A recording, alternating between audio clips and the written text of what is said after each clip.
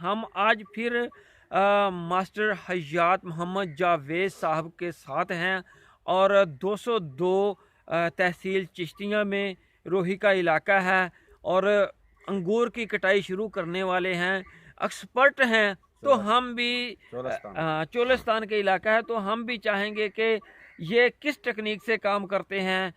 याद रखिए, अंगूर की कलम चाहे एक गमले में लगानी है आपने या चाहे 1 एकड़ में लगानी है, कानून उसका एक ही है, उसकी कटाई भी एक ही है, हर चीज़ उसकी सेम ही होती है। तो मैं आपको सबसे पहले मिलवाता हूँ मास्टर साहब से और बाद में उनसे हम गुफ्तगू करेंगे। अस्सलाम वालेकुम। वालेकुम अस्सलाम रहमतुल्लाह बरकातहू। सर, क्या हाल चाल है आपका? अल्हम्दुलिल्लाह खैरियत, ठीक ठाक अल्हम्दुलिल्लाह। तो हमें सबसे पहले बताएं कि सही सीज़न अंगूर की कटाई का कौन सा है? मेरे तजर्बे में जो बात आई है, मैंने अगस्त 2015 से बाग लगाया है। 19 माह के बाद मेरा पौधा फल देना शुरू हो गया था। अल्हम्दुलिल्लाह उस दौर से मेरा ये तजर्बा चला आ रहा है कि ना जल्दी कटिंग करनी चाहिए ना देर में। 15 जनवरी से 25 जनवरी तक ये बेहतरीन टाइम है कटिंग का। इस वक्त से पहले भी अगर हम कटाई करके कलमे लगाएंगे तो उनकी ग्रोथ अच्छी नहीं होगी, उसके ज़्यादा हमें मुश्किलात का सामना होगा।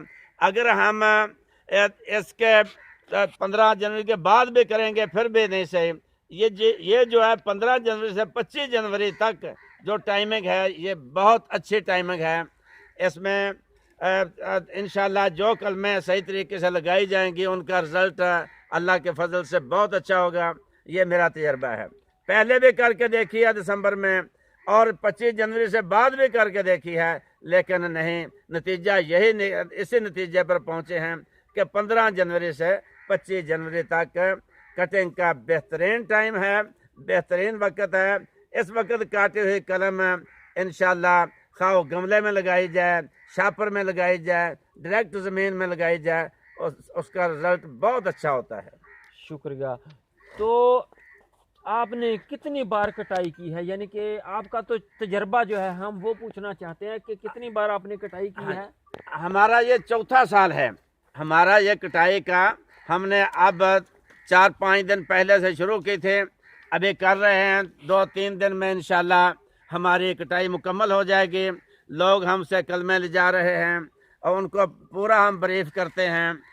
जो मैं अपने तजर्बे से मैंने पहली दफ़ा इस दफ़ा नर्सरी लगाई थी, अल्लाह के फजल से मेरी नर्सरी का 98% रिजल्ट आया था। लेकिन इसमें एहतियात काफ़ी करनी पड़ती है। लोग ले जाते हैं कलमे, लेकिन जाकर उतनी एहतियात नहीं होती जितनी इस पे करनी पड़ती है। 1 मिनट सर, मुझे याद आया कि जो आपने नर्सरी वगैरह लगाई है वो सेल कर ली है कि अभी करनी है, या कोई दोस्त आपसे लेना चाहे तो क्या कहेंगे? जो आपने नर्सरी लगाई थी उसकी बात है। मैंने पहले साल पिछले 27 फरवरी को मैंने नर्सरी लगाई थी।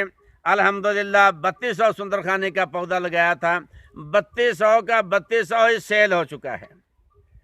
हाँ, जो पहले ले गए हैं, अभी बुरे वाला से 4-5 दिन बाद आदमी आने हैं, उन्होंने भी 10,000 रुपया दिया हुआ है मुझे एडवांस।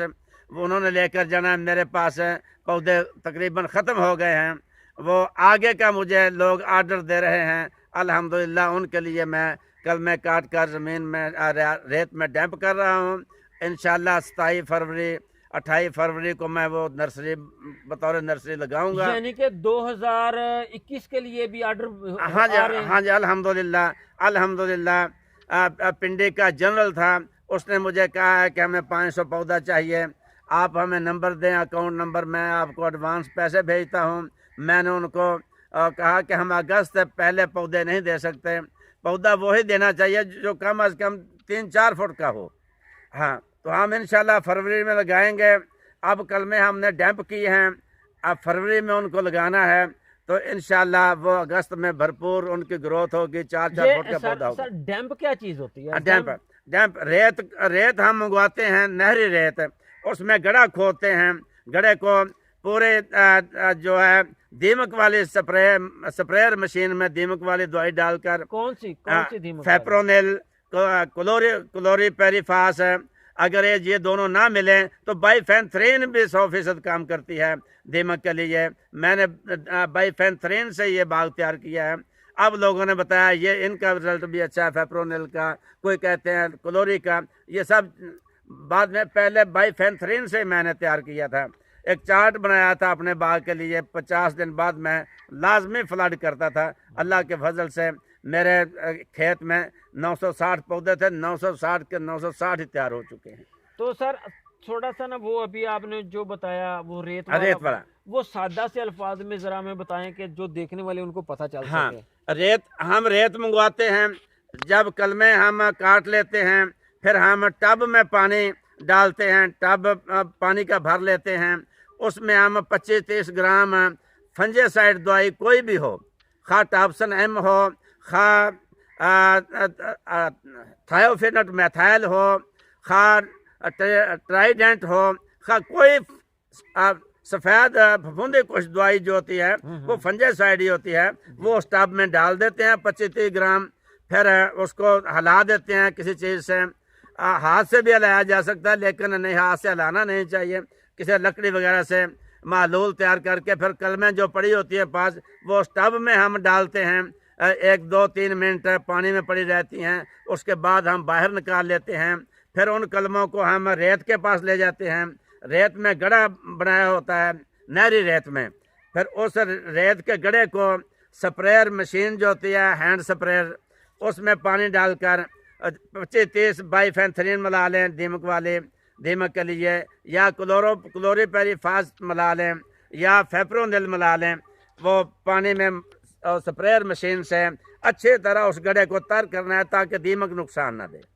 फिर उन कलमों को उस गड़े में रखना है, ऊपर रेत डाल देनी है। बांध के रखना सर, खुली? नहीं, मैंने तो खुली रखी है, लोग कई तरीके करते हैं, लेकिन मैंने खुली रखी थी अल्लाह के फजल से। उनके ऊपर भी मैं दीमक वाली स्प्रे कर दी थी, ऊपर रेत डालते जाते थे, दीमक वाली स्प्रे करते जाते थे। अल्लाह के फजल से जब हमने 25-30 दिन के बाद रेत से कलमे निकाले तो उनका जड़ें निकली हुई थे, आंखें बिल्कुल निकलने के लिए तैयार थी।